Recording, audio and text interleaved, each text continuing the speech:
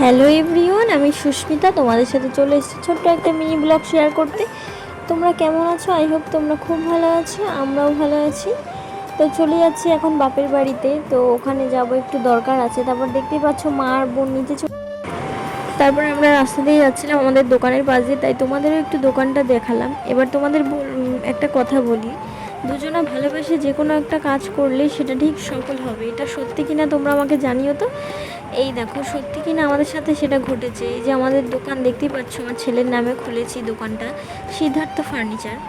তো এসে দেখি বর্মশাই কাজ করছে। অনেক দোকানে অনেক জিনিসপত্র আছে, খাট, তারপর টেবিল, চেয়ার, সিংহাসন, অনেক সুন্দর সুন্দর খাটের ডিজাইন দেখতেই পাচ্ছ। তোমাদের দোকানটা দেখালাম। এবার দুপাশ দিয়ে রাস্তা, আর তারপরে একটু দোকানে দাঁড়িয়েছিলাম, বসেছিলাম। তারপরে সন্ধ্যা হয়ে গেছে প্রায়।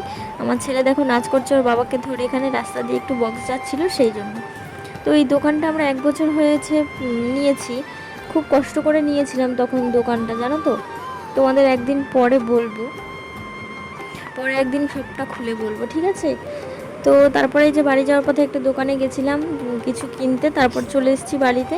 আজকের পর্যন্ত এই পর্যন্তই ভিডিওটা। তোমাদের কেমন লাগলো জানিও, ভালো লাগলে লাইক কমেন্ট শেয়ার করে দিও। Tata bye.